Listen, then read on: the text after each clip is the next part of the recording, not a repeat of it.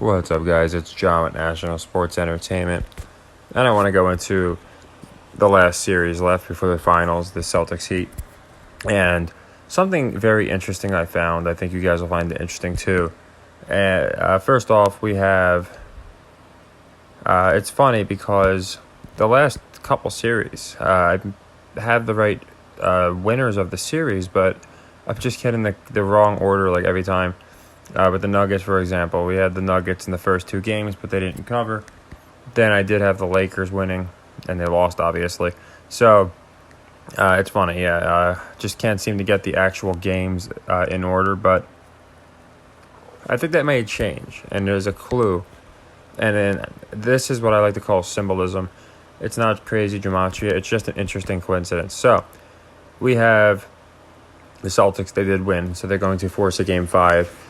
And what's interesting is Vegas has these teams very close for odds, meaning Vegas is essentially saying that Boston can come back from 3-0. And then, yes, it's 3-1 now, but they've gone into that before, how it's still different when you're down 3-0. So, again, it's Bill Russell. I can totally, see them trying something like that.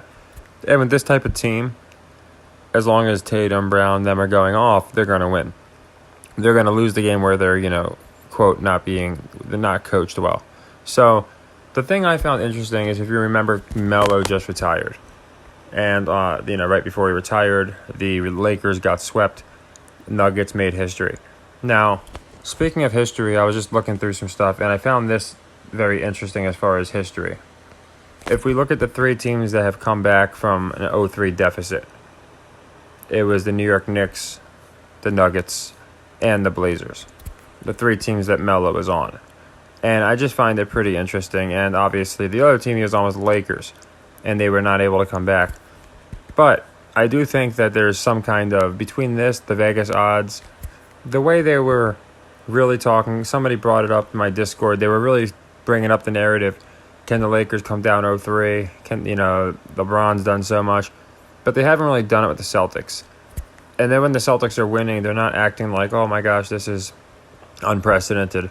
It's just essentially, okay, yeah, now they're going back to Boston. They can make it, a one-series game. They're really trying to spin it like it's no big deal. So I think there's, between what we've seen, I actually think that's what we're going to get. I think we are going to get, for the first time in 20 years and for the fourth time ever, a 7-game series in which the Heat do win. As you can see, the other teams, the teams Melo was on, and Melo just retired, did not get it done. There's also ties in, I brought it up before with the Red Sox. I find that interesting. But yeah, I just find this a little too coincidental. You got the three teams the man was on, and then the fourth being the Lakers, who unsuccessfully did not come back. So seeing that, to me, nothing changes my assessment of essentially what these finals are going to be about. Good coaching and how a culture, that's what they keep going to, is going to beat a super team any day of the week. But that being said, like I said, we have a palindrome is going to be the next time these guys play on 5/25. Always interesting when you get palindromes because shenanigans tend to happen. But you can see that they do have the Celtics right where they were, back to being 7-8 point favorites. So it's all things are looking, in my opinion, like they're going to do a lot to force the Game 7. Someone else pointed out to me that the Heat, they're not one of those teams that when they're at home, they just, feast. Sometimes their better games are on the road. So I'm thinking, finally, I have an idea of what they're doing with the series, like how they're trying to position these teams. And again, if the Heat blow a 3-0 lead but are able to hold their composure and put it together and win that Game 7, then I do think that, again, that's more on Spoelstra, right? Oh man, they 3 games in a row. Boston had all the momentum, but Spoelstra made sure his guys were ready, and they were the ones who closed it out, the better coach. So I think this is going to be a very entertaining series. Again, without the prospect of the sweep for both sides, I just don't see a reason to end it, not in, without it going back to Miami, at least make it more interesting. And I think it makes Miami look more like underdogs against the Nuggets. If they're going to pitch them as underdogs, sweeping the Celtics, which I did have as once the Lakers happened, made sense to me. But in general, this should be a 6-7 game series that Miami barely wins. So it's going to take a ridiculous performance from Jimmy. I think he'll still have good games. Again, they're going to have him play well. But I think he's going to have to go off for like 50 in the game they win. And I have a feeling that's going to be game 7. Now, a lot of people are probably thinking game 6, because Russell. But to me, the Melo thing is very interesting. I know he's not on these two teams, but he's the center of the entire thing because his team's the one that's, his main team is the one that knocked off his other team, the Lakers, to advance to the finals. So a lot of these things I think coincide, the deaths, the retirements, all that stuff. But nothing makes me not like the Heat or makes me like the Heat any less here.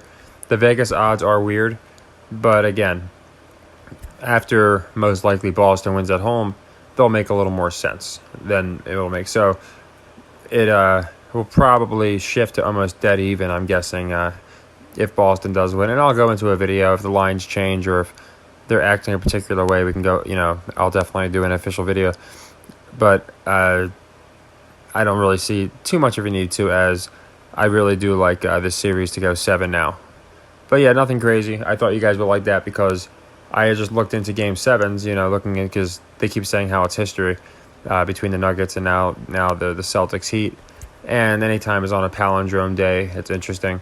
So looking into it, I quickly, saw that the 3 teams that came back from the deficit happened to be Melo's teams. So yeah, actually they didn't come back, but they did make it 3-3. And of course 3-3 makes 6.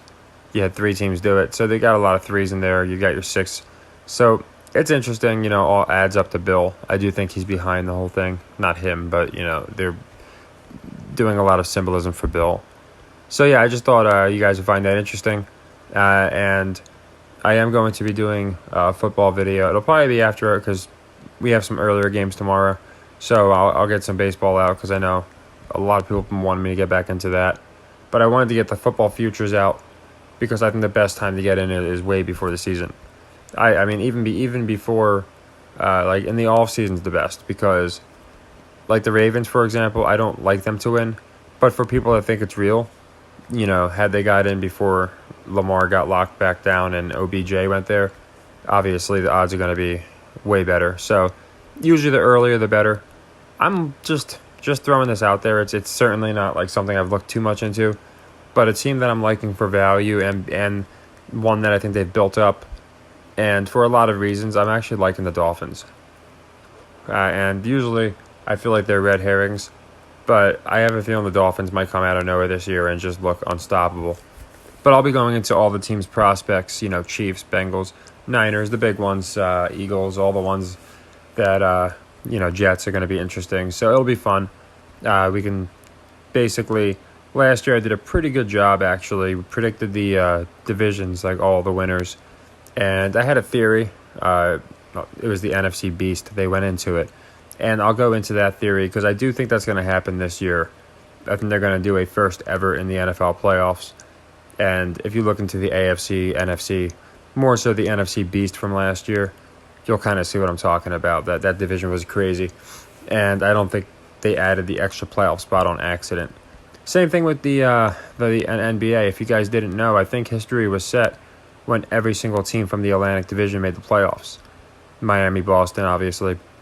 Not but in the same division, but we had Boston, New York, Brooklyn, Philadelphia, and Toronto. And I think those are the 5.